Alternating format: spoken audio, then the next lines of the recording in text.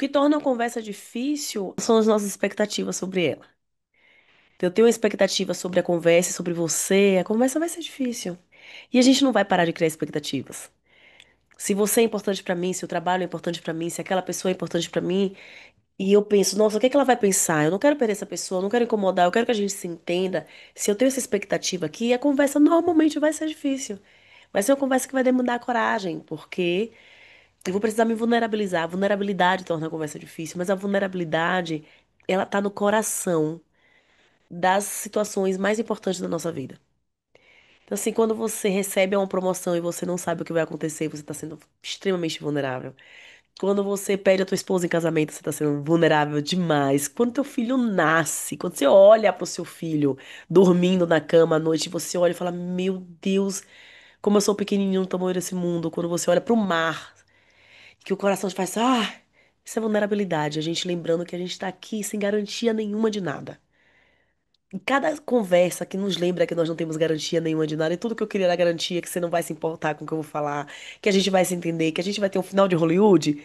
Cada vez que eu lembro que a gente não vai ter esse final de Hollywood, eu tenho uma conversa que é difícil. E eu preciso lembrar nas minhas conversas que o outro é um outro, que não existe óbvio, que o jeito que eu vejo a vida é o jeito que eu vejo a vida, não é quem a vida é.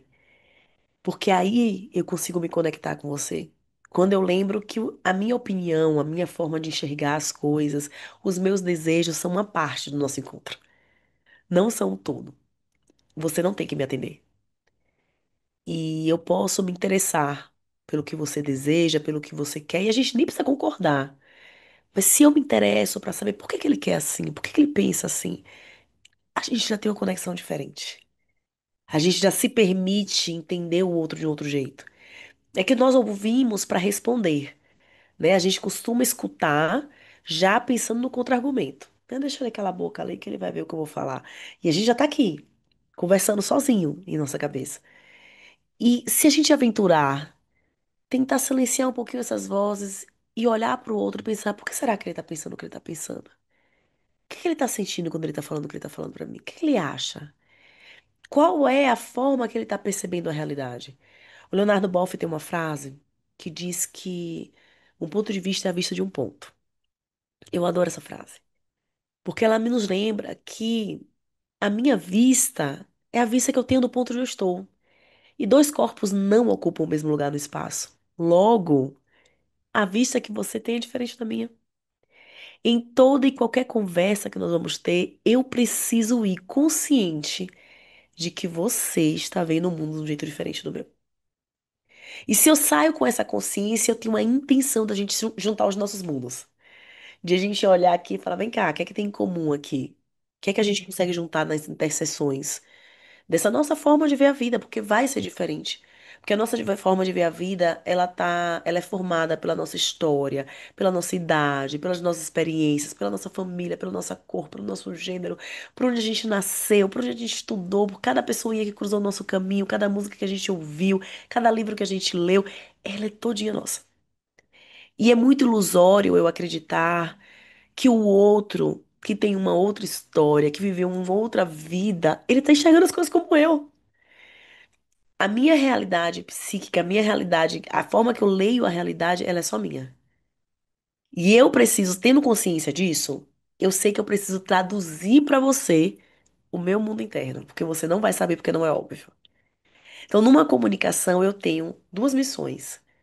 A de conseguir te ensinar a falar elisamês, porque você não sabe, porque só quem fala elisamês é Elisama, sou eu. E a me interessar pelo Davies, sabe? Qual é a língua no Naviland? Qual que é a língua? Como que a gente se comunica? A intenção de se comunicar com o outro, de lembrar ali tem um universo complexo, tão maior do que eu penso sobre esse universo. O outro, ele é tão maior do que eu acho sobre ele. Aí eu tenho interesse de falar, ok, como será que ele tá percebendo a realidade? O Rumi tem uma frase que é para além do certo e errado existe um campo e eu me encontro com você lá. É partir do caminho que só existe encontro verdadeiro com o outro quando eu tenho interesse nesse outro. Se eu quero te pegar e te encaixar na forminha que eu tenho pronta pra você, a gente não vai se conectar. E aí a conversa é difícil, ela vira uma oportunidade de conexão quando eu tenho interesse em saber mais sobre você. Porque só você pode me dar notícias suas. Quando eu tenho interesse de ouvir notícias suas de você. Aí a gente tem um conflito, sim, mas esse conflito não é você julgando quem eu sou. É sua relação com o mundo que me interessa, porque você me interessa, entende? Então, quando o outro me interessa, eu quero saber como é a relação desse outro com o mundo, com o que tá acontecendo. Eu quero que o outro me descreva um pouquinho da vista que ele tem, do ponto que ele tá. E aí eu descrevo como é minha vista aqui, e a gente consegue falar, olha, estamos vendo a situação de formas diferentes. Que interessante, porque daqui eu vejo algo que você não tá vendo daí. Como que a gente se encontra? Qual que é o nosso interesse? A gente normalmente não tem essa essa disposição para conversa. A gente parte na conversa querendo convencer o outro a fazer o que nós esperamos que ele faça. Eu quero mostrar para o outro que a minha vista é a correta. E ele tá falando, não, mas a vista daqui é outra. E eu tô falando com ele, não, a vista certa é essa daqui, é a única possível.